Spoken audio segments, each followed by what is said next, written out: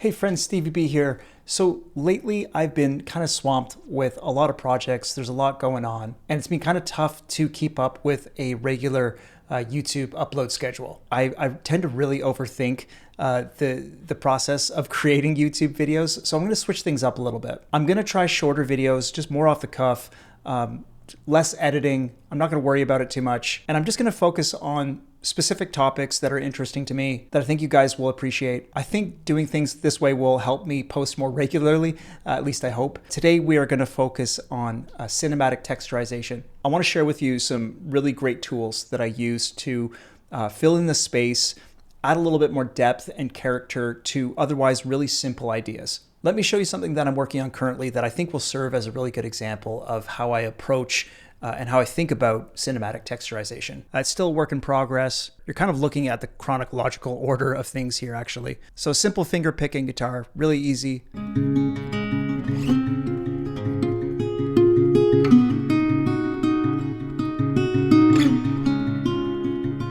So this finger pick guitar is kind of like a focus point. It's like living in the center of the mix. And in order to expand that sound out and create kind of like a base layer of acoustic instruments, I recorded 2 ukulele takes, panned left and right. As you can hear, everything's kind of going through a lot of reverb, so it's got that kind of expansive feel to it.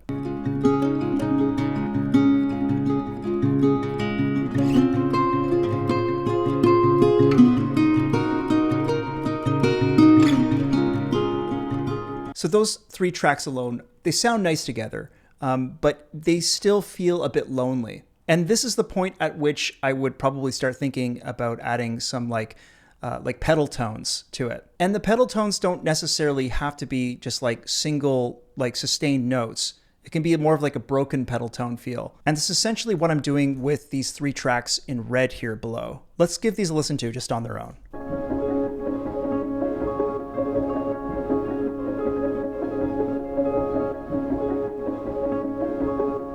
So it's kind of like a pad that has some movement baked into it as well. These are all going through a group and I'm putting them through a bit of kickstart. And the kickstart is just to kind of have them feel like they're sidechained to the kick. So let's talk about what I'm using here. And this is actually one of the reasons that I've held on to my arcade subscription all these years. To be totally honest with you, I don't really use arcade for much else other than just what you're hearing right here. I tend to use just like a few different lines exclusively. One of them is patterns. I find that there's a lot of useful loops in here. On its own, it sounds like this. On top of that, we have another instance of arcade, also using the patterns line, just a different loop, which sounds like this.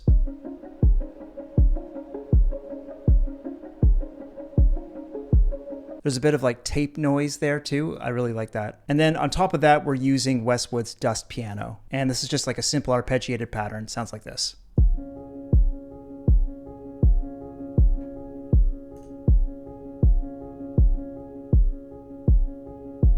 And it's really that simple. I mean, these textures, as you can see, are persistent throughout the entire composition. So what I love to do is just create texture layers like that. And sometimes I'll automate them, you know, with volume. I'll automate the filter depending on where I am in the arrangement. And if I take these away from the mix, like if I take these away from the guitar layers, you don't hear a massive difference, but they do fill in some really nice space. Check this out. So with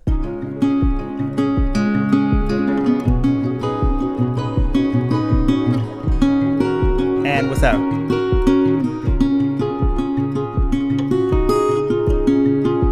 Bring them back in.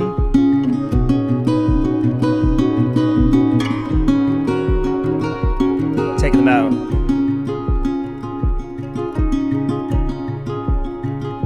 So arcade is great for this kind of thing, and I don't think a lot of people actually even use it this way, but it's why I've held on to it. And there's a few lines actually, other than the patterns, that are really, really useful for this kind of thing. So I use Aura a lot for this same kind of thing. Sometimes I use the distant voices line, also great for adding like cinematic vocal texture. And before I forget, I want to shine some light on a great freebie that I've come across just recently. This is called Untold Strings by Westwood Instruments. And I'm using this in this track to do sort of the same thing. Like I'm using it to create like a pedal tone and also coloring in some chord changes. But as you can see in this MIDI here, this G sharp here is persistent throughout the entire track. And if you're looking for just like simple, soft string pads, this is a lovely instrument. And the way I kind of think about these Untold Strings here is they're kind of setting you up for the full string ensemble that comes in this A section, in this chorus here.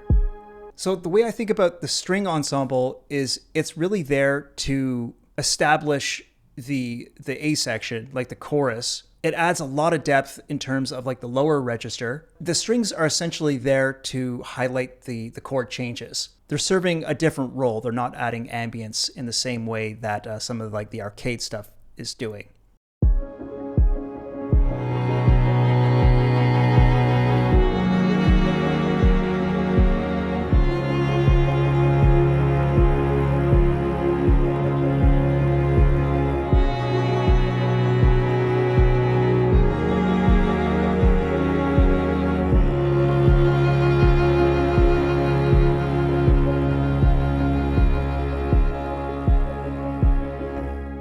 And then to further accentuate those chord changes, one of the instruments I'm using here is the LUSH guitar from Westwood, brand new release. They just sent this to me. I haven't totally dug into it just yet, but I basically just like used their default patch here for this track because it just sounded awesome right out of the gates.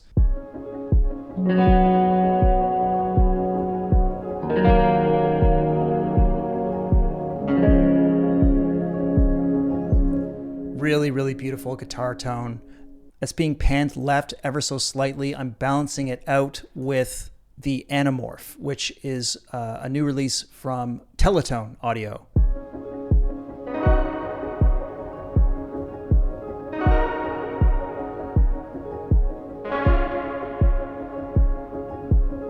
So kind of like, you know, a more sparkly synth sound.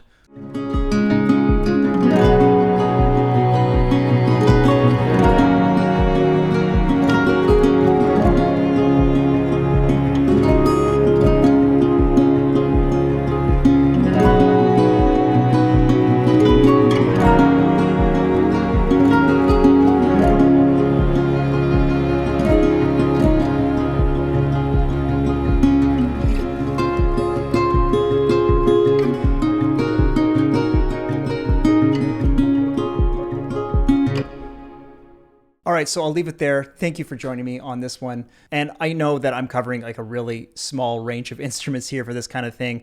Please let me know in the comments what you guys use, what you recommend. I'd love to hear from you. As always, if you're interested in learning about how to license your music, I do have a free course. It's called Intro to Music Licensing. You can get that link in the description below. And I will see you next time. Take care. Happy composing. Bye.